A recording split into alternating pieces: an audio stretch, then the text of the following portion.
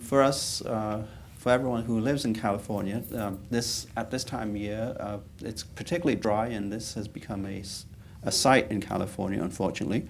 And these wildfires, there is one, a big one up in Northern California known as the Getty Fire, and we can circle the location of it. It started on October 23rd.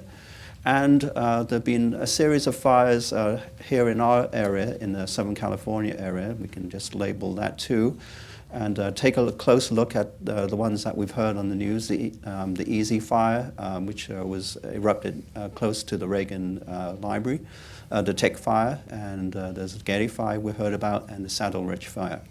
And then just last night, a big fire erupted in Ventura County, the Maria Fire, which started around about 6:30 and then has actually blown up to about 8,000 acres of fire-ravaged land.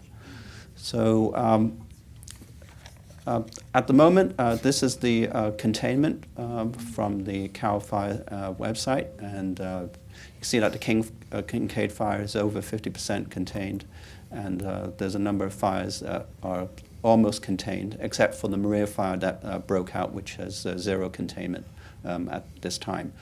Now, the reason why we've heard of all these fires is that at this time of year, we haven't had rains since March, which is kind of normal, our dry season.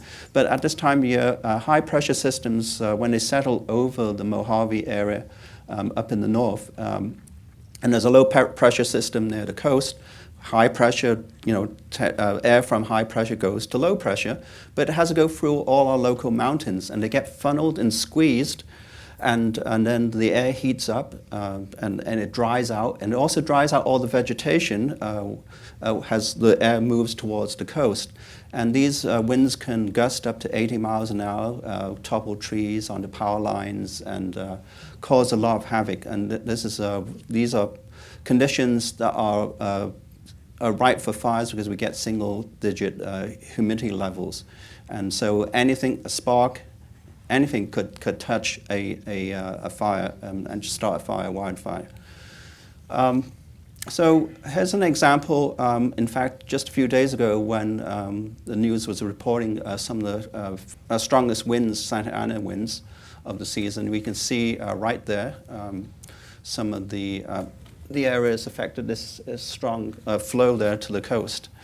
Now, the Santa Ana winds have different names. In the Northern California, it's Diablo winds, the devil winds, and Santa Ana winds, kind of St. Anne, but it's not quite saintly as we might think.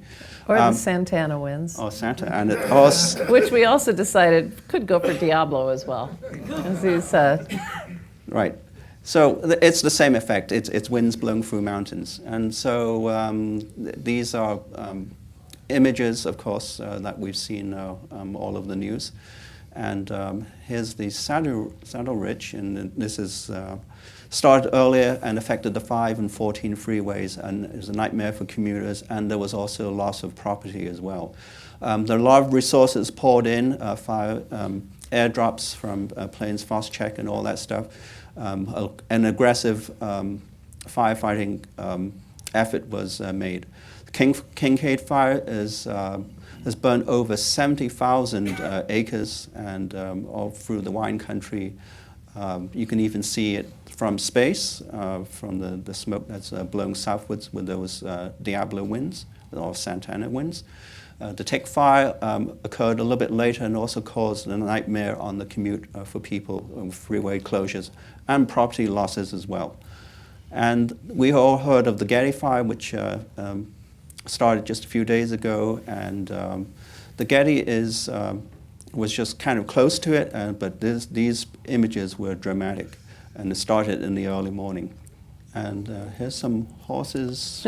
This made the rounds on Twitter. How many of you saw this? Wonderful. Yeah.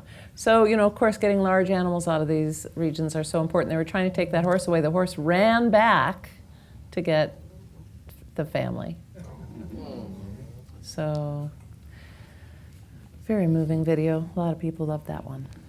And this came from one of our staff who lives in Santa Monica, who had from the Getty Fire. Yeah, this is dust settled on the steps. The ash from the fire, yeah.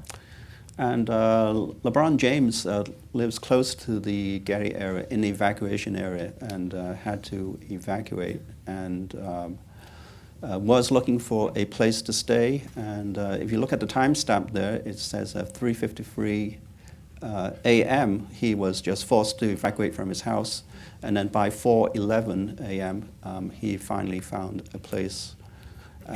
And here's a note just to reassure people that the Getty Center is safe and has some advanced fire protection in place to protect the museum. The marine fire, and I saw this last night, so I decided to include it. It is still ongoing and there's a big firefighting effort. So, in fact, I will say that I headed out last night, and you can tell where I am. I'm up. I just came around the corner and saw the smoke. And there's a zoom into it. From the time it took me to walk the length of the lawn, from by the stairs to where my car was parked, you can see the evolution already. Wow. And less than 10 minutes later, so I texted Patrick, he went out, and less than 10 minutes later took this picture. So it exploded right in front of our eyes. It did, yeah. And if you're coming into Griffith Park, just a reminder, we are under extreme fire danger, and there is definitely no smoking in the park. And an example of this is just from minutes before the show started tonight. That is a new fire, as I mentioned at the opening, that is, I don't know what it's done to the 5 and 134, but it's on the corner of the 5 and the 134.